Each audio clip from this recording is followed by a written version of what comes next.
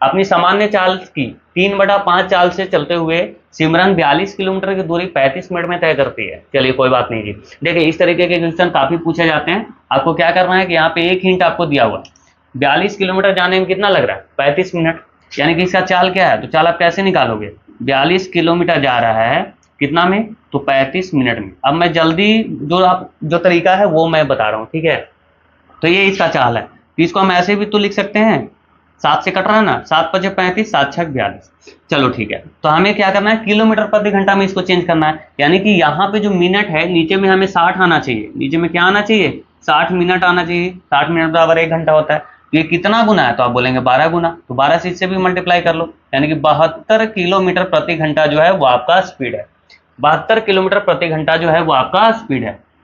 जब वो कब चल रही है, जब वो 3/5 के स्पीड से चल रही है, 3/5 के स्पीड से चल रही है, मतलब 3 का जो स्पीड है वो आपको दिया गया है 72 किलोमीटर प्रति घंटा, क्योंकि 3/5 सामान्य चाल की 3/5 से ही तो ये जा रही है। ये जो चाल है ये 3/5 का है, यानी कि 3 के चाल से अगर जाए तो 72 का है, तो 5 का स्पीड, यानी कि ये जो है नॉर्मल चाल है उसका, तो 24 या 72 होता है, यानी कि 24 से गुना हुआ है, तो 24 से इसको भी मल्टीप्लाई कर लेते हैं, तो 120 किलोमीटर प्रति घंटा जो है वो इसका सामान्य चाल है।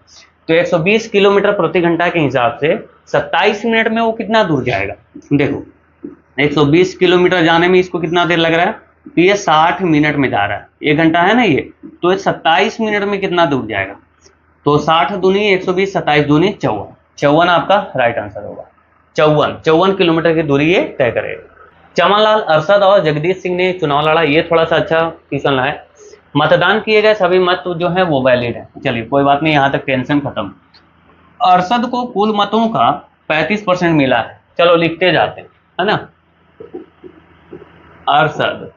अरशद को कितना मिला जी, तो 35%। चलिए, प्रत्येक 35 मत पर 14 मत जो है वो किसको मिले हैं, चमनलाल को, यानी कि 35 मत पर 14 मत अगर चमनलाल को मिल रहे हैं, यानी कि 14 मत कितना पे मिल रहा है, 35 पे, या परसेंटेज आप निकाल लीजिए, आप मन में आप देख सकते हो 3.5 का ये 4 गुना है, 40% तो मुझे दिख रहा है भाई, 7×5 = 35, 20×5 = 100, 7 दूनी 14, यानी 40% जो है वो चमनलाल को वोट मिले हैं। किसको, चमनलाल, कितना मिले, 40%। अब बोला कि विजेता, अब एक ही व्यक्ति और बचा हुआ है और वो कौन है, जगदीश सिंह, जगीत सिंह लिखा हुआ भाई, जगीत सिंह, चलो आप समझना, जगीत सिंह, इसको कितना मिला, कितना वोट बचा हुआ है, 35-75, यानी कि 25% इसको मिला। चलो 25% जगीत सिंह को मिला है। तो विजेता कौन है, तो मुझे तो सीधा दिख रहा है भाई कि विजेता जो है वो चमनलाल जी यहाँ पे विजेता हो चुके हैं। सबसे कम किसका है, तो जगीत सिंह का सबसे कम है। यहाँ से यहाँ का डिफरेंस कितना है, तो आप बोलेंगे 15% का डिफरेंस है, यही ना, डिफरेंस है कितने का, 15% का। बोला सबसे कम जो मत प्राप्त करने वाला है उस व्यक्ति से 4950 मत अधिक प्राप्त हुए विजेता को, कितना, 4950, यही तो है। तो अब यहाँ से देख लो ना कि कितना, तो मुझे तो ये दिख रहा है भाई कटेगा, 5×15 = 45 और 15×3 = 45, 330, 1% का वैल्यू है 330, तो 100% का वैल्यू क्या हो जाएगा, 33,000। Option number D is the correct answer. एक डिनर सेट का अंकित मूल्य जो है वो 1500 रुपए है। एक ग्राहक उसके लिए 1173 रुपए का भुगतान करता है यदि ग्राहक को 2 छूटों की श्रृंखला मिली है और पहली छूट की दर जो है वो 15% है। चलो अंकित मूल्य कितना है जी, 1500 रुपया, इस पे पहले जो है वो 15% की छूट दिया गया, यानी 15 × 15 यानी 225 रुपए का छूट दिया जाएगा। चलिए ठीक है, यानी कि इसका वो अब कितना में बेचा जाएगा, तो आप बोलेंगे 1275, ठीक है। लेकिन उसको बेचा कितना में गया है, 1173 में, कब, जब एक और छूट दिया गया है, तब 1173 में बेचा गया, यानी कितना रुपया उसको और छूट दिया गया होगा, तो 102 रुपया और छूट दिया गया है। किस पे ये छूट मिला होगा, तो ये 1275 पे मिला है। तो आप देख लो ना कि 1275 का कितना परसेंट है, 102, यही तो देखना है ना, तो निकाल लेते हैं, है ना। 1275 का x% है कितना, 102। आप चाहें तो आप ऐसे भी देख सकते हैं भाई कि 12×8 = 96 हो रहा है, 12×9 तो 8 से हो जाएगा, 9% तो हो नहीं सकता, 12×9 8 से 108 हो जाएगा, ये 9% नहीं होगा। अगर 7 देखें तो 12×7 = 84, ये तो बहुत कम हो जाएगा, ये 102 है, तो 12×8 = 96, मुझे तो लग रहा है कि यही वाला आंसर होना चाहिए। ठीक है, आप चाहें तो आप देख सकते हैं, अगर इसको देखें तो 20×5 = 100, इसको अगर काटें 75 ही था ना, हाँ ठीक है। तो 5 दूनी 10 और 5 पचे 25, 5 पचे 25 और कटेगा 4 पचे 20। इसको अगर काटे 5 से काटना है तो 5 पचे 25, 51 बार में 51 से इसको काट दो तो 2, 4 दूनी 8 आपका आंसर हो गया। ठीक है। 5 वर्ष पहले एक परिवार की औसत उम्र 35 वर्ष थी, बहुत बढ़िया, जिसमें पिता माता और एक पुत्र शामिल है, यानी 3 लोग शामिल हैं और 5 वर्ष पहले की ये बात है। लेकिन बोल रहा है कि 3 वर्ष पहले जो है वो पिता और माता की औसत उम्र 46 वर्ष थी। यहाँ पे आपको 5 वर्ष पहले का उम्र बता रखा है, यहाँ पे 3 वर्ष पहले का बता रहा है। कोई बात नहीं भाई, हम 3 वर्ष पहले ही मान लेते हैं। तो ये इसी को हमने बना लिया। अभी अगर बोल रहा है 5 वर्ष पहले जो है परिवार की औसत उम्र 35 वर्ष थी, तो 3 वर्ष पहले उनका उम्र कितना रहा होगा? 2 साल तो बढ़ेगा ना, क्योंकि 5 साल पहले अगर 35 साल के आप होंगे तो 3 साल पहले आप 37 के होंगे, यही तो यानी कि 3 वर्ष पहले जो है एक परिवार की औसत उम्र कितना है? 37 वर्ष। तो कितने लोगों का? 3 लोगों का। तो 3 इंटू 37 यानी कि 111 साल उम्र हुआ होगा। तीनों का उम्र कितना है? 111 साल। कब? 3 वर्ष पहले। अब 3 वर्ष पहले जो है पिता और माता की औसत उम्र दिया हुआ है 46 वर्ष, यानी कि 2 लोगों का उम्र वो कितना हो जाएगा? 92, यानी कि 46 इंटू 2, क्योंकि माता और पिता 2 ही लोग तो हैं। तो अब देखते हैं कि जो पुत्र है उसका उम्र कितना है। तो पुत्र का उम्र यहाँ 8 और 11 कितना हो जाएगा? 19 साल। लेकिन ये कब का उम्र है? 3 वर्ष पहले का उम्र है। तो जल्दीबाजी में 19 मत लगाना। अच्छा, अब तो ऑप्शन ही नहीं है। यहाँ पे पूछा है वर्तमान उम्र, तो 3 इसमें जोड़ना पड़ेगा, टोटल हो जाएगा कितना? 22 साल उम्र। आगे आते हैं। 90 लीटर के एक मिश्रण में दूध और पानी का अनुपात 3:2 है। इस मिश्रण में दूध और पानी का अनुपात 2:3 करने के लिए, चलो कोई बात नहीं, 90 लीटर का मिश्रण है, इसको बांटना है। इसको क्या करना है भाई? इसको क्या हो रहा है? तू शांत हो जा भाई। 3:2 में बांटना है। तो देखें तो 3 2 5 यानी कि 18 पच्चे 90। तो 18 से इसको मल्टीप्लाई करें, 18 तिया 54 लीटर और 18 दूनी 36 लीटर। ठीक है। ये क्या है? तो दूध और पानी, यानी कि इधर है मिल्क और इधर मैं लिख ले रहा हूँ वाटर। आपसे बोला गया इस मिश्रण में दूध और पानी का अनुपात जो है 2:3 करने के लिए पानी कितनी मात्रा मिलानी है? क्या मिलाना है आपको? पानी। यानी कि ये जो मात्रा है ये कांस्टेंट रहेगा, ये अभी भी 54 है, बाद में भी 54 रहेगा, क्योंकि इसको तो नहीं मिलाना ना। और अनुपात होना कितना चाहिए? तो 2 और 3 का जो फाइनल अनुपात है वो कितना होना चाहिए? 2:3 का अनुपात होना चाहिए। देखो यहाँ पे, ठीक है। तो हम यहाँ पे देख पा रहे हैं कि इसको जब हम कुछ छेड़छाड़ नहीं कर रहे हैं तो ये 27 गुना है। तो क्यों नहीं इसको भी आप 27 गुना बनाओ। तो यहाँ पे 27 इंटू 3 कितना होना चाहिए? 81 यहाँ पे हो जाना चाहिए भाई, जबकि पहले से आपके पास कितना है? 36। 81 बनाने के लिए आपको कितना और मिलाना पड़ेगा? तो 81 में से आप 36 आप घटा लो तो कितना आ जाएगा? 45 लीटर। 45 लीटर आपका राइट। आगे आएंगे। कितने वर्षों में सुरेखा को प्रति वर्ष 12.5% की दर से निवेशित 40,000 रुपए पर 10,625 रुपए का चक्रवृद्धि ब्याज मिलेगा? 12.5% का मतलब क्या हुआ? 1/8। 1/8 अगर हम 40,000 का 1/8 करेंगे तो 8 पच्चे 40 यानी कि 5,000 रुपए। एक साल में इंटरेस्ट कितना मिल रहा है? 5,000। एक साल में कितना मिल रहा है? 5,000। और टोटल इंटरेस्ट कितना मिला है? तो 10,625। क्या 3 साल हो सकता है आंसर? तो आप बोलेंगे 3 साल में तो 15,000 हो जाएगा। 4 साल तो हो ही नहीं सकता, 20,000 से ज्यादा हो जाएगा। 5 साल में भी 25,000 से ज्यादा हो जाएगा, क्योंकि एक साल का इंटरेस्ट है 5,000। तो आंसर आपके पास 2,000 ही है। 2 वर्ष आ गया। शांत जल में एक मोटर बोट की गति और पानी की धारा की गति का अनुपात 20:4 है। चलो कोई बात नहीं। शांत जल में धारा के साथ क्या हो जाएगा जी? तो 20 + 4 यानी कि 24। धारा के साथ गति क्या है? 24। और धारा के विपरीत कितना हो जाएगा? तो 20 - 4 तो 16 का हो जाएगा, है ना। चलिए, तो धारा के साथ एक निश्चित दूरी तय करने में 9 को 4 घंटे लगते हैं, यानी कि धारा के साथ जब जाता है तो कितना 4 घंटे में कितना दूरी जाएगा? तो आप बोलेंगे 96 किलोमीटर। तो धारा के विपरीत इसका चाल क्या होगा? 20 - 4 यानी कि 16 के चाल से इसी दूरी को तय करना है, तो कितना देर लगेगा? तो आप बोलेंगे 16 से 96 यानी कि 6 घंटे। Option number 8। घर के एक कमरे की ऊंचाई 5 मीटर और इसकी लंबाई इसकी चौड़ाई का 3 गुना है। चलो लिख लेते हैं जी। घर के जो है ऊंचाई दिया हुआ है ना, हाइट दिया हुआ है 5 मीटर। चलो, इसकी लंबाई इसकी चौड़ाई का 3 गुना है। चौड़ाई यानी कि ब्रेथ मान के चलो कि x है, हमें तो पता नहीं। और तो क्या बोला? इसकी लंबाई, यानी कि लंबाई जो है चौड़ाई का 3 गुना है, यानी कि ये 3x। ठीक है।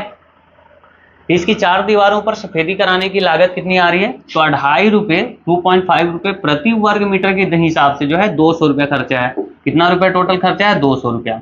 और कितना हम लगा रहे हैं इस पे? तो 2.5 रुपया। 2.5 को क्या लिख सकते हैं? 5/2 भी लिख सकते हैं। तो 5 से देखें तो 40, यानी कि ये कहीं ना कहीं 80 मीटर स्क्वायर का खर्चा है। कितने का खर्चा दिया हुआ है? 80 मीटर स्क्वायर का खर्चा है। यानी कि कमरे के चारों दीवारों का जो क्षेत्रफल है वो 80 मीटर स्क्वायर है। इससे तो यही साइन जाहिर हो रहा है ना। तो चारों दीवारों का क्षेत्रफल बराबर क्या होता है? चारों दीवारों का क्षेत्रफल बराबर क्या होता है? 2 into L plus B into H. ठीक है जी। तो इस पे हम पहले फिक्स करते हैं। तो 2 into L plus B, L हमारे पास कितना है? 3x, और बी कितना है? x, और एच कितना है जी? तो 5। इसको देखें, 5 दूनी 10, यानी कि ये तो टोटल 8 बार में चला जाएगा ना, चला जाएगा। तो देखें तो 4x 3x प्लस x, यानी कि 4x का वैल्यू आपके पास कितना आ गया? 8, यानी कि x का वैल्यू कितना आ गया? तो आप बोलेंगे 2। अब इसको तो आप फिक्स कर सकते हैं, यानी कि जो चौड़ाई है वो 2 है और लंबाई 3 गुने 2 यानी कि 6। आपसे क्या पूछा है? फर्श पर कालीन बिछाने की लागत। तो फर्श तो यानी कि नीचे वाला, ठीक है। तो इसमें तो सिर्फ लंबाई होता है और चौड़ाई होता है। तो 12 हो जाएगा लंबाई और चौड़ाई, तो 6 दूनी 12, यानी कि 12 जो मीटर स्क्वायर है उसका खर्चा कितना होगा? जबकि खर्चा दिया हुआ है क्या? हाँ, 5 रुपये प्रति वर्ग मीटर। 5 रुपया लगता है 1 वर्ग मीटर में फर्श को सफेदी कराने में। सफेदी कराना है, कालीन बिछाना है। तो 12 मीटर स्क्वायर में कितना लग जाएगा? 12 इंटू 5 यानी कि 60 रुपये। ठीक है, चलिए। पूजा ने प्रारंभिक निवेश के साथ एक व्यवसाय शुरू किया। 7 महीने बाद पूनम 3000 रुपए के साथ ही पूजा के हिस्सेदार के रूप में शामिल हो गई। चलो, शुरुआत में कौन है जी? तो पूजा जी जो है वो व्यापार करने के लिए जो है वो शुरू करते हैं पूजा जी। अब 7 महीने बाद कौन आ जाती हैं? एक और लड़की जी आ जाती हैं, उनका नाम है पूनम जी। चलिए, अब क्या हुआ? तो पूनम जी ने क्या किया कि 3000 रुपये इन्वेस्ट किया। कब? तो 7 महीने के बाद। आपसे पूछा क्या है? वर्ष के अंत में। वर्ष के अंत में यानी कि ये तो 7 महीने बाद अगर कोई आया है तो 1 साल में रहने के लिए तो 5 महीने ही इसका पूंजी इन्वेस्टेड रहा है, जबकि इसका 12 महीने इन्वेस्टेड रहा है। यही रहा है ना। 3:5 के अनुपात में विभाजित किया गया है। लाभ जो है वो 3 और 5 के अनुपात में विभाजित किया गया है। चलिए जी, कोई बात नहीं। तो यहाँ पे ये पूछा गया कि ये वाला वैल्यू जो खाली जगह है ये कितना है, यही तो पूछा है, और तो कुछ पूछा नहीं है भाई, यही पूछा है ना। तो ये 5, हाँ, इसको अगर हम गुना अगर इसको कर लें तो 3×5 15, 15,000 का वैल्यू जो है वो आपके सामने दिया हुआ है 5, यानी कि कितना गुना हुआ है? तो मुझे दिख रहा है कि 3000 से गुना हुआ है। कितने हजार से? 3000 से। तो इसको भी हमें 3000 से अगर गुना अगर कर दें 3000 से, तो 12 तिया 36, कितना आना चाहिए टोटल? टोटल आना चाहिए 36,000, सॉरी 36,000, 3 से गुना करना है ना, तो 3 9,000 आना चाहिए जी, सॉरी। टोटल कितना आ जाना चाहिए? अगर 3000 से इसको भी हम गुना कर दें तो टोटल आना चाहिए 9,000। टोटल इन दोनों का गुना करने के बाद कितना आना चाहिए? 9,000। तो 9,000 को हम 12 से डिवाइड कर लेते हैं, हमारा आंसर रेडी होगा, है ना। क्योंकि यही तो दिया हुआ ना कि x गुने 12 बराबर 9,000। तो इसको आप करो तो 12 सते 84, ये तो आंसर ही नहीं आ रहा भाई। 12 सते 84, 6 12 25 60, 750 आना चाहिए। ये कितना आना चाहिए? 750। सही बनाया मैंने? एक बार भाई, इसमें जो कोई नहीं ऑप्शन है, लेकिन थोड़ा भी देखना पड़ता है इसमें। देखते हैं, 3000 5 महीने उसका पूंजी जो है वो इन्वेस्टेड रहा है, यानी कि 3×5 15,000 का वैल्यू जो है वो 5, इसका तो यही है ना पूनम जी का। ठीक है, तो देखें तो 3000 से गुना हुआ, कोई बात नहीं, तो ऐसे ही यहाँ भी दिख रहा है। तो इसको 3 से गुना करते हैं 3000 को, तो 9,000 इन दोनों को मल्टीप्लाई आना चाहिए। तो x गुने 12 बराबर 9,000 आना चाहिए। तो x का वैल्यू अगर निकालना हो तो 9,000 को 12 से डिवाइड करेंगे, 12 से 84। बिल्कुल जी, इसमें से कोई नहीं, इनमें से कोई नहीं इसका आंसर होगा। आ गई। निम्न में से कौन सी संख्या 11 से विभाज्य है? ये तो बहुत इजी होते हैं ना। चलिए देखते हैं। अरे भाई, ये तो देखते के साथ ही 11 11 121 121, ये तो यही आंसर है पक्का, है ना। और इसमें मुझे 112 यहाँ पे दिख रहा है, यहाँ पे 211 दिख रहा है, और यहाँ पे 120 दिख रहा है, और इसके बाद ये सारा पता नहीं। ये तो लास्ट में 111 है, लेकिन लास्ट मतलब नहीं है ना इसको। अल्टरनेट डिजिट का जो सम है वो 11 से कटना चाहिए। 24 सेंटीमीटर आंतरिक त्रिज्या वाला एक अर्ध गोलाकार कटोरा द्रव से पूरा भरा हुआ है ना, द्रव से भरा हुआ है कटोरा। और उस द्रव को बेलनाकार बोतल में भरा जाना है। मतलब कि ये कटोरा है इस तरह का, ये द्रव से भरा हुआ है, इसको जो है इस तरह के छोटे छोटे बेलनाकार जो है उसमें आपको भरना है, ठीक है। जिसकी जो है वो 6 सेंटीमीटर त्रिज्या है, इसकी आर जो है वो 6 सेंटीमीटर है और इसका हाइट है 8 सेंटीमीटर, यही है ना, हाइट 8 सेंटीमीटर है। जबकि इसका त्रिज्या कितना दिया हुआ है तो 24 सेंटीमीटर, इसका आर कितना है 24 सेंटीमीटर। देखो हम ज्यादा डिजाइन नहीं बना रहे हैं ताकि मुझे जल्दी से खत्म करना है, इसको भरना है। तो ये तो पूछा है कि ये जो बेलनाकार जो बर्तन है, जो कटोरा है, अच्छा बेलनाकार खाली करने की कितनी बोतल की आवश्यकता होगी, बोतल है भाई, चलो बोतल की संख्या, इसका आयतन कितना है, ये अर्धगोला का आयतन क्या निकालते हैं 2/3 पाई आर क्यूब, ठीक है। बेलन का आयतन बराबर क्या होता है पाई आर स्क्वायर एच, पाई से पाई ये कैंसिल। चलिए इसको फिक्स करते हैं, क्या क्या दिया हुआ है 2/3, ये 24 दिया हुआ है ना, तो 24 का क्यूब क्या होगा 24 इंटू 24 बराबर, इसका आर कितना है तो बोलेंगे 6 इंटू 6, इसका हाइट कितना है तो 8। चलो जी देखते हैं, 6 चौके 24, 6 चौके 24, अच्छा रेट से लिखते हैं, बहुत पिटाओगे यार, 6 चौके 24। चलो इसको देखें तो 4 दूनी 8, ये 2 से काट दें तो ये 2 बार में, ये भी कट जाएगा भाई 8 बार में, 8 चौके 32 आपका आंसर होगा। 32 बोतलों की आवश्यकता पड़ेगी। आगे 20 व्यक्ति किसी कार्य को 12.5 दिन में पूरा कर सकते हैं 8 दिन बाद, यानी कि 20 व्यक्ति अगर रहें तो 12.5 दिन में तो काम समाप्त हो सकता है, लेकिन बोल रहा है 8 दिन बाद, यानी कि 8 दिन तक उन्होंने काम किया है ना। तो 20 व्यक्ति जो है वो अब 4.5 दिन में काम को समाप्त कर सकते हैं, क्योंकि 12.5 दिन का काम है, 8 दिन तो उन्होंने काम कर दिया ना, बचा हुआ काम क्या है 12.5 दिन, सॉरी 4.5 दिन, 12.5 में से हम 8 माइनस कर लेंगे, तो 20 व्यक्ति अगर लगे रहें तो 4.5 दिन में अभी जो काम है वो समाप्त हो जाएगा। अब बोला कि क्या हुआ 8 व्यक्तियों ने कार्य छोड़ दिया है, यानी कि 20 व्यक्ति तो इसको 4.5 दिन में कर सकते हैं, लेकिन 8 व्यक्ति कम हो गए, यानी कि 12 व्यक्ति जो है वो कितना दिन में काम को समाप्त करेंगे, यही तो पूछा है ना हमसे, ये पूछा है ना, ठीक है जी। 8 व्यक्ति ने काम छोड़ दिया, चलो ठीक है। 4 से देखते हैं, 4 थी या 12, 4 से इसको देखें 4 25 20, 4 से 15 थी या 45, यानी कि 1.5, इसको 5 इंटू 1.5 क्या होगा 5 का 1.5 गुना 7.5 दिन में पूरा समाप्त हो जाएगा। और है क्या, चलो अभी और है भाई, कितना क्वेश्चन था। यदि a बराबर 17/99, b बराबर 13/47 और c बराबर 34/33 है, a इंटू बी भागा c का वैल्यू पूछा है, कुछ है नहीं जी, चलो इसको हम यहाँ पे फिक्स कर लेते हैं। a इंटू बी क्या है 17/99, यानी कि a का वैल्यू क्या है 17/99 इंटू b का वैल्यू क्या है 13/47, b का वैल्यू क्या है 13/47, और c भागा में है, हम इसको भी गुना कर लेते हैं, है ना, चेंज कर देंगे। c का वैल्यू है 34/33, तो इसको लिख देते हैं 33/34, ठीक है, चेंज कर दिया क्योंकि हम यहाँ पे गुणा में चेंज कर रहे हैं। इसको अगर ध्यान से देखें तो 17 दूनी 34, ये कितना बार में कट गया 2 बार में, 33 दिया 99, यानी ऊपर में तो 13 आना चाहिए। अरे यार एक ही ऑप्शन में 13 है भाई, ये आंसर लगा दो। अच्छा यूनिट डिजिट भी चेक कर लेते हैं, 7 21, 1 दूनी 2, यूनिट डिजिट लास्ट में नीचे वाले में 2 आना चाहिए। चलो क्रॉस चेक भी हो गया। ये देखते हैं, ये इसका मान पूछा है, ये तो काफी इजी लग रहा है, यहाँ पे हमें बिग ब्रैकेट दिख रही है ना। चलो इसको पहले सॉल्व करते हैं, तो इसको अगर सॉल्व करें तो ये कितना हो जाएगा जी 8, कितना हो जाएगा 8। अगर इसको अगर देखें कि ये क्या दिया हुआ 15/8 है, यानी कि 15/8 है, उसके बाद यहाँ गुना 8 है, ठीक है, तो 8 से ये 8 चला जाएगा, ये क्या हो गया टोटल, ये तो हो गया 15।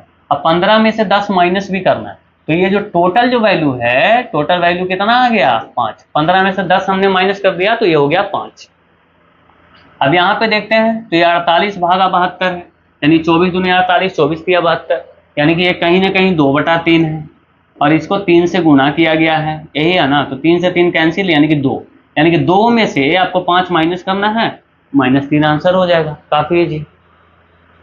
आगे आइए, एक खिलौने कार के एक वृत्ताकार पहिए की त्रिज्या 56 मिलीमीटर है, अच्छा वह कितने चक्कर में 1760 सेंटीमीटर, देखो यहाँ से मिलीमीटर है, यहाँ सेंटीमीटर, यानी कि 1 सेंटीमीटर बराबर जो होता है वो 10 मिलीमीटर होता है, यही ना, तो इसको हम मिलीमीटर में भी लिख सकते हैं, यानी कि 1760 उसको तय करना है, कितना तय करना है 1760 मिलीमीटर की जो दूरी है वो तय करना है। तो चक्का तो ऐसे ही होता है, चक्का ऐसे होता है, मतलब इसका जो परिमाप होगा, यानी कि जो परिधि होगा है ना। सरकमफ्रेंस जो होगा, जितना सरकमफ्रेंस होगा एक चक्कर में उतना ही दूरी जाएगी। तो सरकमफ्रेंस हम कैसे निकालते हैं, इसको निकालते हैं 2πr, इसी से डिवाइड कर देते हैं।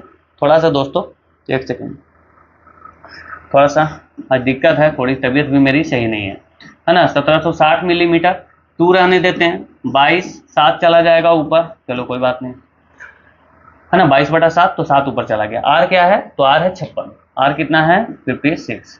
अगर हम इसको अगर ध्यान से देखें तो 7 8 56, 7 8 56, 8 बार में आया। चलो 8 से और कुछ कटेगा, अच्छा ये भी तो चला जाता है ना, ये भी तो चला जाता है। 22 से 8 बार में 176 होता है, यही तो होता है, यानी 80 से ये चला जाएगा। 80 से इसको देखें तो ये 10 बार में चला जाएगा। 2 से इसको देखें तो 5 बार में चला जाएगा, यानी कि 5 आपका राइट आंसर होगा, 5, है ना। 5 चक्कर लगाने होंगे उसको। अगर देखें किरण की बचत और व्यय का अनुपात जो है वो 7:13 है, और उसकी मासिक आय 1,80,000 रुपए है। चलिए कोई बात नहीं, बचत क्या करता है, तो बचत का अनुपात है 7, जबकि उसका व्यय का अनुपात क्या है, तो व्यय का अनुपात है 13। ठीक है जी। चलिए बचत और व्यय, मतलब अगर उसका आय अगर 20 रहा होगा, अगर उसका आय कहीं ना कहीं उसका आय अगर 20 रहा होगा, तभी तो ये देखो ये क्या है इसकी, ये तो बचत है। अगर वो कमाता है, अगर वो कमाता है 20, तो बचत कर रहा है 7 का, और खर्च यानी कि व्यय, है ना, खर्च कर रहा है कितना, तो 13 का। ये इसका क्या है, इनकम। ठीक है, आगे आइए, जो कि इनकम का वैल्यू आपके पास दिया हुआ है 1,80,000, 1,80,000। अब देखो कि बचत जो है उसका, तो बचत हम यहाँ हमारा यहाँ पे है, तो यानी कि हमें बचत से ही लेना देना है। तो बचत पे हम आ जाते हैं कि बचत के बारे में क्या बोल रहा है, आखिर बचत है कितना।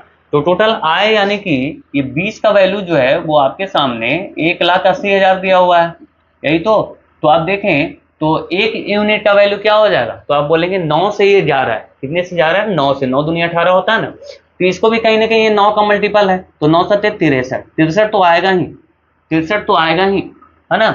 और ये 63 पे कितना जीरो अगर आएगा, तो आप ये भी लिख सकते हैं 3 जीरो आएगा, क्योंकि एक जीरो से एक जीरो चला जाएगा, 2 9 18। ठीक है, यानी कि ये इसकी बचत है 63,000।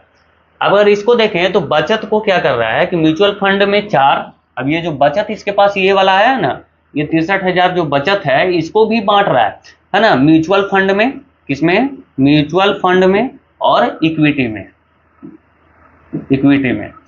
ठीक है, तो 4 और 3 के अनुपात में, किस अनुपात में, 4 और 3 के अनुपात में।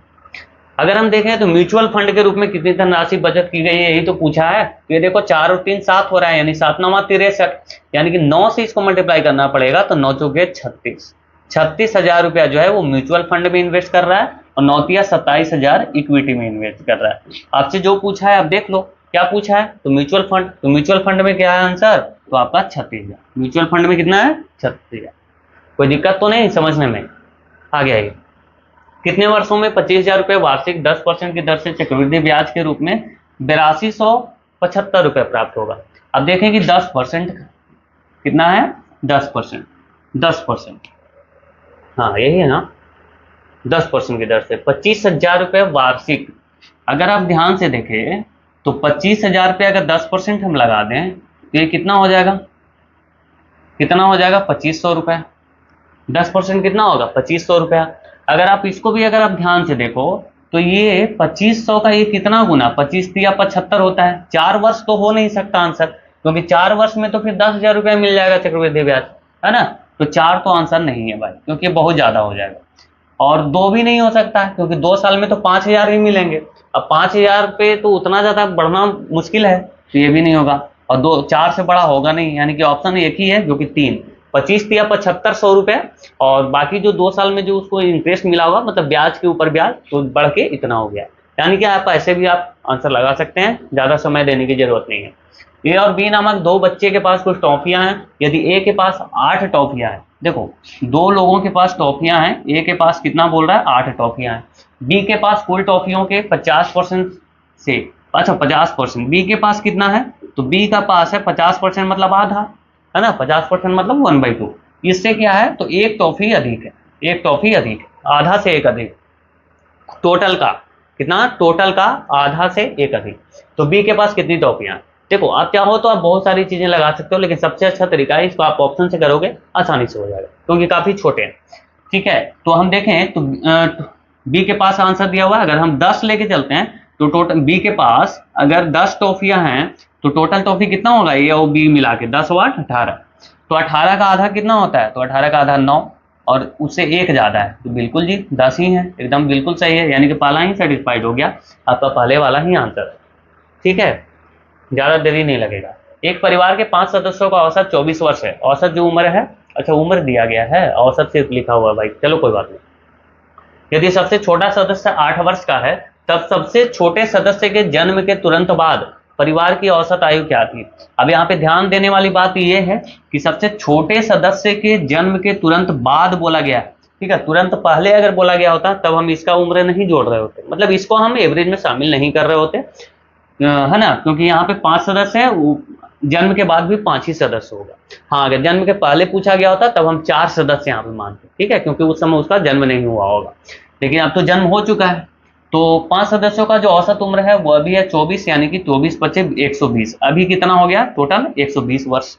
लेकिन बोला गया है 8 वर्ष है का छोटा बच्चा है, उसके जन्म के समय यानी कि 8 पचे 40 साल जो है उम्र है वो कम होगा, 40 साल उम्र कम गया होगा, ठीक है, कम जाएगा, तो कितना हो जाएगा 80 साल जो है उस समय सबका मिला करके उम्र होगा।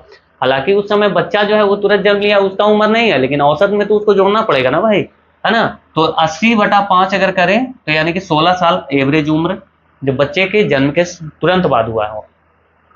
साइन 28, अच्छा साइन 28, साइन 35, साइन 45 सब मल्टीप्लाई में है, बहुत बढ़िया। सेक 62 और सेक 55, देखिए अब यहाँ पे साइन और सेक है तो इसको भी तो हम लिख सकते हैं ना, इसको लिख सकते हैं 1/sin 1/sin 28 लिख सकते हैं, है ना, 1/sin 28 लिख सकते हैं। इसको भी लिख सकते हैं, क्या लिख सकते हैं, इसको भी लिख सकते हैं 1 ये साइन और 90 माइनस 55 कितना हो जाएगा जी, तो 90 माइनस 55 ये तो 35 होगा ना, यानी कि साइन 35 डिग्री, इसको भी लिख सकते हैं 1/। और देख रहे हो कि यहाँ साइन थीटा ये भी है, तो ये नीचे ये ऊपर, तो इससे ये कहानी हो गया खत्म, इससे ये कहानी हो गया खत्म, 35 बच गया सिर्फ क्या, तो साइन 45, यानी कि साइन 45 का वैल्यू क्या होगा, क्योंकि सब 1 है तो 1 से मल्टीप्लाई करना है, तो साइन 45 का वैल्यू होता है 1/√2, 1/√2। आपका राइट आंसर आपके पास ये रहा। एक वस्तु के क्रय मूल्य और विक्रय मूल्य का अनुपात 10:11 है, मतलब 10 रुपए में अगर कोई सामान खरीदा है तो 11 में उसको बेच रहा है, यानी कि प्रॉफिट कितने का हो रहा है, तो 1 का, तो 1/10, 10 पे 1 का प्रॉफिट कितना जी, तो 10%। इसमें तो कुछ था ही नहीं, 2 सेकंड 5 सेकंड का ये बनाएंगे। एक साथ आलू टमाटर और बीन्स की, है ना, क्या क्या, आलू टमाटर और बीन्स, देखिए हो सकता है कि आपको यहाँ पे दिखे ना, इसलिए मैं थोड़ा सा यहाँ पे लिख देता हूँ। ये देखिए 75 लिखा हुआ है जो कि अन्य के लिए, ठीक है, मैं लिख दे रहा हूँ जल्दी जल्दी, ये आलू के लिए है और ये आलू के लिए लिखा गया है 80, यहाँ पे टमाटर है, ठीक है, टमाटर के लिए लिखा गया है 70, और ये प्याज है, ठीक है, प्याज के लिए लिखा गया है 90, और ये यहाँ पे साग है, क्या है, साग, बहुत खाने में मजा आता है भाई, और ये बीन्स है, क्या है, बीन्स, मैं थोड़ा बड़ा वाला लिख दिया हूँ ताकि आपको दिखे, ये 45 लिखा गया। आपसे अब जो पूछा है आप आसानी से देख सकते हैं, आलू टमाटर बीन्स, आलू कहाँ पे है 80, आलू कहाँ पे है 80, टमाटर कहाँ पे है 70, टमाटर का 70, बीन्स का क्या है, बीन्स का है 45। आलू टमाटर बीन्स के बिक्री के संगत केंद्रीय कोण, इसका जो केंद्रीय कोण है वो, और एक साथ प्याज तथा अन्य सब्जियों, प्याज और अन्य सब्जी कहाँ है भाई, तो अन्य यहाँ पे 75 है और प्याज कहाँ है 90, 75 और 90 क्या होगा 165 अनुपात में लिख लो 165, ठीक है जी, समझ रहे हो। तो इसको भी जोड़ लेते हैं, 8 7 15 यानी कि 195 और 165। हालांकि आपसे क्या पूछा है, आपसे पूछा है केंद्रीय संगत कोण, लेकिन आप ये बताओ कि संगत कोण निकालने के लिए हम इसमें क्या करेंगे, 360 से डिवाइड ही तो करना होगा, तो 360 इसमें भी भाई 360 इसमें भी, हम क्यों करने जाएं, हमें तो अनुपात से मतलब है, तो वो तो चला जाएगा ना 360 से 360। अब ऐसे ही कर लो, अब देखो 100, अच्छा ये 15 से भी कटेगा और 11 से भी कटेगा, बट 13 से नहीं कटेगा, यानी कि 13 तो इसका ये नहीं होगा। अब इसमें देख लेते हैं, ये 15 से 11 बार में गया है, क्या ये 15 से 11 बार में आ जाएगा इतना आंसर, नहीं, यानी कि ये भी नहीं हो सकता है। इसको देखते हैं, तो 13 से इसको, अच्छा 5 से हम लोग काट ही लेते हैं ना भाई, क्या दिक्कत है, ये तो आंसर ही गलत लग रहा है मुझे। 19 दूनी 38 और 1 39। चलो 16 दूनी 32 और 1 33। नहीं जी सही है। 13 तिया 39 और 11 तिया 33, यानी कि 13:11। Option number B is the correct. आगे आइए।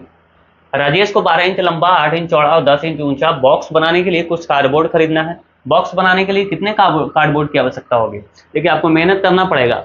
मैं इसलिए यहाँ पे टाइम नहीं ले रहा क्योंकि आप लोगों को भी जो है वो जल्दी जल्दी मैं करवा रहा हूँ ताकि आपको कोई दिक्कत ना हो, समय की कोई दिक्कत ना हो। ठीक है, आइए। हमें कार्डबोर्ड की आवश्यकता कितनी है ये पूछा गया है, और क्या बनाना है भाई? बॉक्स बनाना है। चलो ठीक है जी। तो बॉक्स बनाना है तो बॉक्स का हमें तो कार्डबोर्ड निकालना है, यानी कि उसका पृष्ठ क्षेत्रफल निकालना पड़ेगा, यही तो। चलो पृष्ठ क्षेत्रफल हम कैसे निकालते हैं? 2 into LB plus BH plus HL, यही तो करते हैं सब, क्योंकि दो दो बार होते हैं, हर साइड दो दो साइड होता है ना, इसलिए हम इसको 2 से मल्टीप्लाई कर रहे हैं। तो इसको अगर हम देखें तो लंबाई दिया गया है कितना, तो आप बोलेंगे ये 12 इंटू 8 कर लो ना आप सीधा, 12 8 96। चलो जी, और उसके बाद 8 इंटू 40, 8 इंटू 10, 8 9 के 80, और एक बार आप क्या करो 10 से 12 को मल्टीप्लाई कर लो तो 120। ठीक है, तो 200 यानी कि 296 इंटू 2, 296, 296 यार है ना, तो यानी कि 546 दूनी 92, यानी कि 592 स्क्वायर इंच है ना, स्क्वायर इंच। इंच में सारी चीजें दी हुई है, तो ये आपका रहा आंसर। काफी इजी है, ये बताइए। अच्छा, इसको अगर देखें तो ऊपर में क्या आ रहा है, हम इसको पहले सॉल्व करते हैं। ठीक है, पहले ऊपर में क्या है इसको सॉल्व कर लेते हैं। अगर इसको सॉल्व करें तो ये तो 13 से कट रहा है ना भाई, 13 दूनी 26, ये भी 13 से कट रहा है, तो 13 9 17 से। ठीक है, एक जीरो और बचेगा। तो यहाँ पे देखें तो ये भागा वाला काम हो गया, भागा करने के बाद कितना आएगा 45। अब तो ऊपर में क्या बचा है, तो 52, वो माइनस हो गया 45, क्योंकि हमने तो इसको डिवाइड ऑलरेडी कर रखा है। डिवाइड करने के बाद कितना आया 45, प्लस में क्या करना है, तो 13 दूनी 26। अगर देखें तो 45, 52 में से 45 अब घटा भी सकते हैं, 7, 52 में से 45 घटेगा कितना होगा 7, और 26 जोड़ना है यानी कि 33। ऊपर में आपका कितना आ रहा है 33 आ रहा है, यानी कि अगर ऊपर में 33 है नीचे कुछ भी होगा तो वो 33 को तो वो डिवाइड किया ही होगा। तो अगर ऑप्शन देखें तो एक ही ऑप्शन है जो कि 33 को काट सकता है, और वो है 11।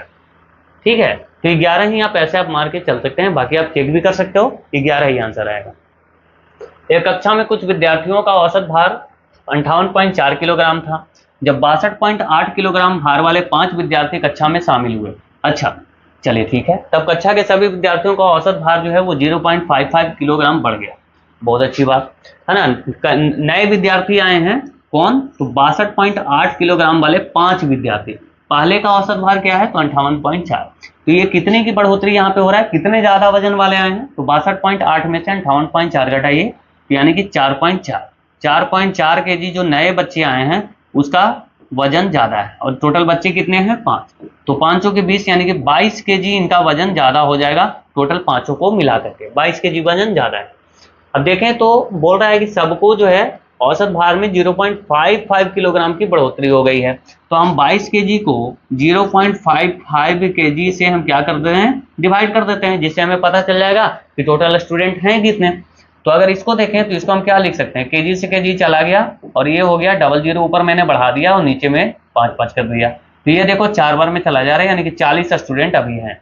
कितने स्टूडेंट हैं 40। लेकिन आप यहाँ पे ध्यान देना, गलती से आप इसको आंसर मत कर देना, ठीक है, क्योंकि पूछा गया है ना प्रारंभ में कक्षा में विद्यार्थियों की संख्या कितनी थी, अब हुआ है ना भाई 40, जब 5 और आए हैं तब पहले कितना होगा, तो 35 होगा, क्योंकि पहले तो 5 कम होंगे ना। आगे आते हैं, 12 सेंटीमीटर ऊंचाई वाले ठोस वृत्तीय बेलन का वक्र पृष्ठ क्षेत्रफल 2640 वर्ग सेंटीमीटर है।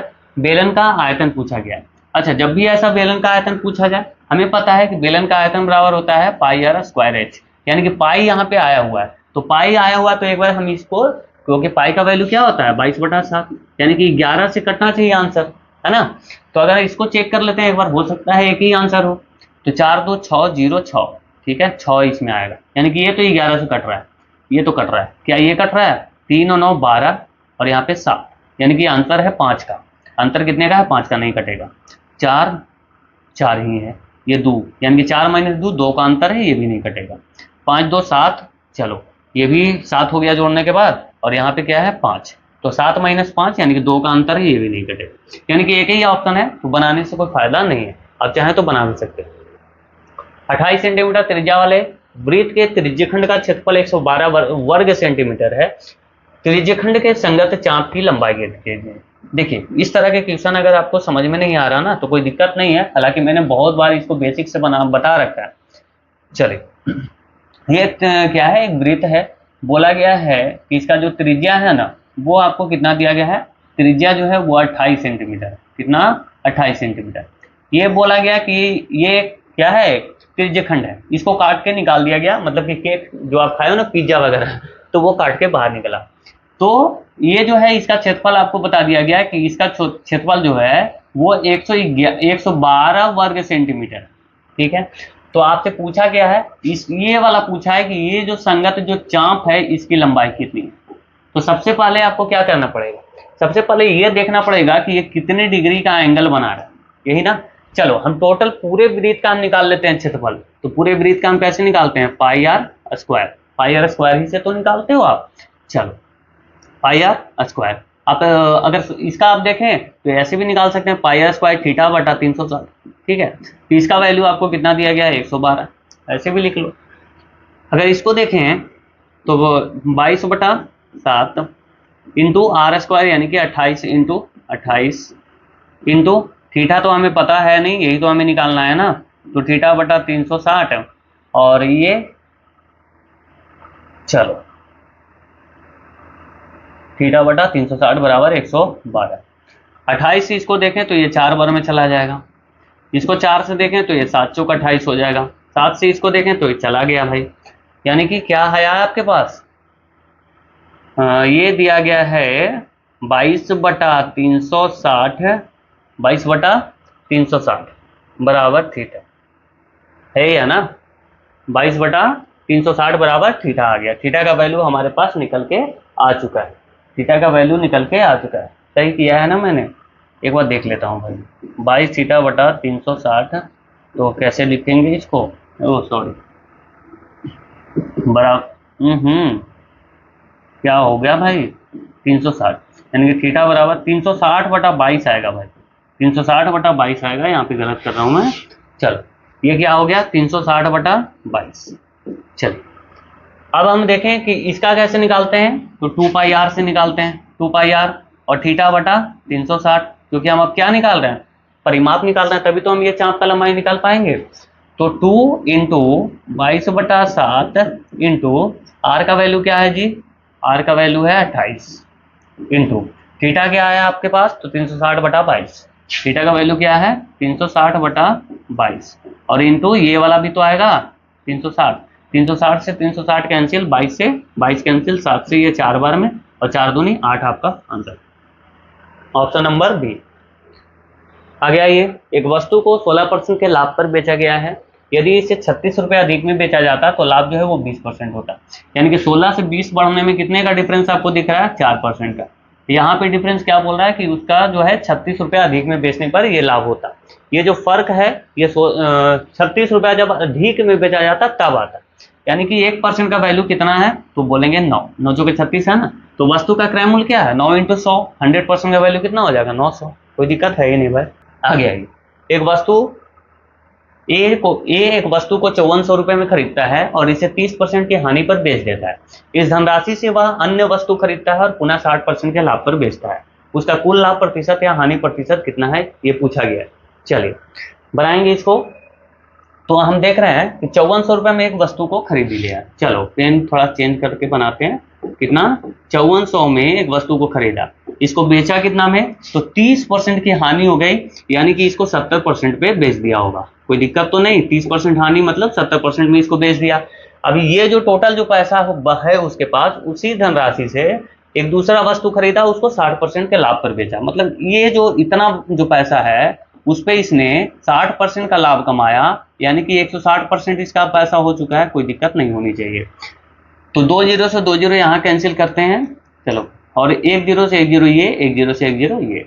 अब इसको हमें मल्टीप्लाई करना पड़ेगा, तो 7 चौक 28, 7 चौक 28 और 7 बचे 35, यानी कि 350 और 28 कितना हो जाएगा जी, तो हो जाएगा 378।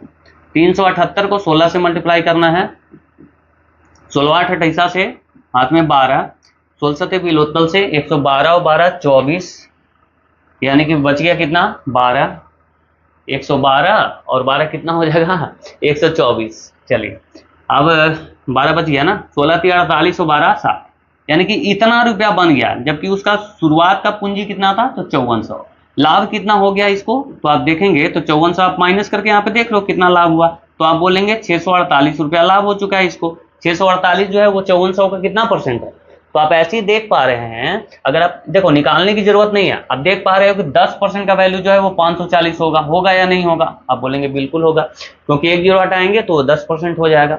तो 540 जो है वो 10% है 5400 का। अब हमें दिख रहा है कि सारे जो है वो 12% वाले हैं, तो कुछ करना ही नहीं भाई, हमें ये पता हो गया कि यहाँ पे प्रॉफिट हो रहा है। क्या हो रहा है, प्रॉफिट। तो हानि वाले तो आंसर हो नहीं सकते, और लाभ में 1.2% यहाँ लिखा गया जो कि हो नहीं सकता, यानी कि 10% से तो ज्यादा ही आंसर है। तो ऑप्शन नंबर ए आपका करेक्ट है, पूरे सोल्व करने की जरूरत नहीं है। आगे आएंगे, ब्याज की गणना वार्षिक चक्रवृद्धि ब्याज के आधार पर करने पर 10% वार्षिक चक्रवृद्धि ब्याज दर से निवेशित कोई धनराशि 2 वर्ष में 10,164 रुपए हो जाती है। अच्छा, एक बात आप क्लियर रखना कि 10% करने का मतलब है कि 100 रुपया जो है वो एक वर्ष के बाद 110 बन गया होगा, लेकिन चक्रवृद्धि ब्याज है तो दूसरे वर्ष में ये जो 110 है, अब इस पे लगा होगा ब्याज 10%, और ये बन गया होगा 10% इसमें मिलेगा तो 11 रुपया और मिलेगा, यानी कि 121। यानी कि कहीं ना कहीं 100 रुपया जो प्रिंसिपल है वो 2 वर्ष बाद 121 बनेगा। ठीक है, तो यहाँ 10% के हिसाब से, तो आप 10% आप भूल जाओ, ये याद रखो कि 100 जो है वो 121 बन जाएगा। तो हमने देखा कि ये टोटल जो मिश्र धन है वो हो चुका है 10,164। कितना हो चुका है 10,164। ये कितने का वैल्यू है तो 121 का। जब हम अगर 100 मान के चले तो 121 का वैल्यू जो दिया है 10,164 दिया हुआ है। हमसे प्रिंसिपल पूछा गया है, यानी कि 100 का वैल्यू पूछा है, कोई दिक्कत तो है नहीं, बस आ गया हमारा प्रिंसिपल। देखें तो 11 से कटेगा, 6 1 7 नहीं सॉरी 6 4 1 5 1 6 बिल्कुल। तो 11 से काटते हैं, 11 9 99, 11 दूनी 22, 11 चौक 44, 11 से 11 बार में ये जाएगा, क्या ये कटेगा 11 से, 11 8 88 और 11 चौक 44, यानी कि 84 इंटू 100 कितना हो जाएगा 8400 आपका प्रिंसिपल है। ठीक है, 36 छात्रों की कक्षा का गणित में औसत अंक 60 है, बहुत बढ़िया। यदि देखो 36 टोटल छात्र हैं, कितने छात्र हैं 36, औसत कितना है, औसत अंक टोटल जो है वो 60 है। यदि शीर्ष जो दो मतलब जिनका सबसे ज्यादा नंबर आया था उनको निकाल दिया जाए, 2 स्टूडेंट्स को क्या किया गया, निकाल दिया गया, तो औसत जो है वो 2 से कम हो जाता है। औसत क्या हो रहा है, कम हो जा रहा है, 2 नंबर हर स्टूडेंट का कम हो रहा है। अब देखो यहाँ पे कि पहले 36 छात्र थे, अब स्टूडेंट्स बचे कितने होंगे, तो आप बोलेंगे 34। ठीक है जी, क्योंकि 2 छात्र तो निकल गए हैं और औसत जो है वो 2 से कम हो गया है, यानी कि हर स्टूडेंट का 2 नंबर जो है वो कम हो चुका होगा। और जो एवरेज कितना है इसका, एवरेज भी तो 60 है ना, तो 2 स्टूडेंट का एवरेज भी तो इसमें होगा, तो 2 स्टूडेंट का एवरेज अगर देखें तो 60 दूनी 120, यानी कि इतने मार्क्स जो हैं वो टोटल आने होंगे जो 2 स्टूडेंट जो शीर्ष वाले हैं वो जो निकले हैं उनके। तो अगर देखें तो ये टोटल हो गया 68 प्लस 120, यानी कि ये आप मन में कर सकते हो कि 188 होगा, बिल्कुल 188 जो है वो टोटल मार्क्स होंगे जो कि उच्चतम स्कोर वाले 2 विद्यार्थी हैं। तो यहाँ पे एक विद्यार्थी का बता रहा है कि 90 है, तो इसमें से मैं 90 माइनस कर रहा हूँ, बाकी जो दूसरा स्टूडेंट है उसका 98 स्कोर होगा। ठीक है, बढ़ते हैं नेक्स्ट क्वेश्चन पे। यदि 0.25, अच्छा इसको आपको सॉल्व करना है, तो 0.25 हम जल्दी जल्दी स्टार्ट करेंगे। ठीक है, जल्दी जल्दी करेंगे ताकि कोई दिक्कत ना हो। 0.225, तो इसको क्या लिख सकते हैं हम, तो आप बोलोगे 225 और नीचे हम क्या डाल देंगे, 0 डाल देंगे। कितना 0, 3 0, क्यों, क्योंकि 3 डिजिट के बाद यहाँ पे डेसिमल है, उसके बाद ये मल्टीप्लीकेशन है। ठीक है, क्योंकि बोला गया है गुणनफल है ना, तो गुणनफल अगर देखें तो ये 36 को क्या लिख सकते हैं हम, तो 36/100 लिख सकते हैं, बहुत बढ़िया। और एक संख्या और है जो कि n है, ये संख्या कौन है, n, और इसका गुणनफल कितना होना चाहिए, तो 243। अगर इसको हम अगर देखें तो काटते हैं इसको, भाई कटेगा, तो देखते हैं 5 से इसको काट के 25 से चलो काटते हैं, 25 9 2 25 और 25 चौके 100, 40 बार में चला गया। अगर इसको देखें 4 से कट रहा है, 4 9 36, 4 से इसको 4 9 का 40। ठीक है जी, और कुछ, चलो नहीं कट रहा है कोई बात नहीं। तो ये तो कट रहा है, 9 9 81 होता है, तो 81 को यहाँ 3 बार अगर काट दें तो 243 होगा, यानी कि n का वैल्यू जो है वो 3 × 100 × 100 होगा, यानी कि 3000। ठीक है, आगे चलते हैं। अगला क्वेश्चन है किसी सम षटभुज की प्रत्येक भुजा की लंबाई 2√3 सेंटीमीटर है, दिए गए षटभुज का क्षेत्रफल आपको बताना है। ये भी क्वेश्चन जो है वो एनटीपीसी CBT 2 में जो कि 2022 में हुआ था उसमें ये पूछा गया। तो देखिए सम षटभुज क्या होता है, सम षटभुज होता है जो समबाहु त्रिभुज होता है, इक्विलेटरल ट्रायंगल, वो 6 अगर आप इक्विलेटरल ट्रायंगल को अगर जोड़ दो तो क्या हो जाएगा, सम षटभुज बन जाएगा। तो इक्विलेटरल ट्रायंगल का हम क्षेत्रफल कैसे निकालते हैं, तो आप बोलेंगे √3/4 इंटू ए स्क्वायर, भुजा स्क्वायर कर देते हैं तो समबाहु त्रिभुज का हम क्षेत्रफल निकाल लेते हैं। तो ये कितने समबाहु त्रिभुज से मिलके बना है, 6, तो 6 से भी गुना करना पड़ेगा क्योंकि हम टोटल का निकाल रहे हैं, टोटल सम षटभुज का, तो इसी पे तो निकल जाएगा ये। तो √3/4 इंटू ए का वैल्यू दिया, क्या दिया हुआ है, भुजा इसकी लंबाई है 2√3, क्या है 2√3 का स्क्वायर, स्क्वायर करेंगे और इसको टोटल को हमें 6 से मल्टीप्लाई करना है। तो देख लेते हैं क्या होगा, तो 2 का स्क्वायर 4, 4 तिया 12, यानी कि अगर हम इसको देखें तो √3/4 इंटू 12 इंटू 6 होगा। अगर इसको आप देखो ध्यान से तो ये 4 तिया 12 यानी कि 6 तिया 18√3, 18√3 स्क्वायर सेंटीमीटर। कोई दिक्कत नहीं होनी चाहिए, कोई दिक्कत नहीं है। यदि a प्लस बी बराबर 15 और a square plus B square बराबर 113 है तो A cube plus B cube का वैल्यू आपसे पूछा गया। A cube plus B cube बराबर क्या होता है, A cube plus B cube का आपसे वैल्यू पूछा गया है। चलिए कोई बात नहीं, तो ए स्क्वायर प्लस बी स्क्वायर बराबर आपको 13 दिया गया है, यानी कि ए स्क्वायर प्लस बी स्क्वायर आपको 13 दिया गया है, ए प्लस बी आपको दिया गया है 15। तो ए प्लस बी का होल स्क्वायर हम कर लेते हैं, है ना, ए प्लस बी का होल स्क्वायर बराबर क्या होता है, A square plus B square plus 2ab। A B का वैल्यू यहाँ से निकल जाएगा ना, बिल्कुल निकल जाएगा। तो देखें तो a प्लस बी का वैल्यू क्या है जी, तो आप बोलेंगे 15, यानी 15 का स्क्वायर कितना हो जाएगा, तो 225 बराबर ए स्क्वायर प्लस बी स्क्वायर भी आपको गिवन है 113 प्लस 2ab। अगर ये 113 को इधर लाएं तो माइनस में हो जाएगा, बचेगा 112। ये 112 जो है वो 2ab का वैल्यू है, उस चीज को काट दो तो हो जाएगा 56, यानी कि ab जो है वो आपका कितना है, तो आप बोलेंगे 56। ab क्या है, 56 है। अब हम निकालेंगे a प्लस बी का whole cube, a plus B का whole cube, a plus B का whole cube minus 3ab into A plus B, A plus B का whole cube minus 3ab into A plus B. ठीक है, ठीक है, कोई दिक्कत तो नहीं। ए प्लस बी का होल क्यूब क्या है आपके पास, ए प्लस बी यानी कि 15 का क्यूब आपको निकालना पड़ेगा, तो कितना हो जाएगा जी, मुझे तो याद भी नहीं भाई, चलो कोई दिक्कत नहीं, कर लेते हैं। तो 5 दूनी 10 यानी कि 1125, ये हो गया 225, 5 7 3, सही किया मैंने, 5 25 2 5 दूनी 10 दोबारा 1 5 10 हो गया 11, 225 यानी कि 1375, ये क्या हो गया 3375 लिख लेते हैं। 15 का क्यूब डायरेक्टली हम लिख लेते हैं 3375 माइनस 3 इंटू ए बी क्या है आपके पास 56, तो 56 इंटू 3 कर लो, 6 18 यानी कि 168।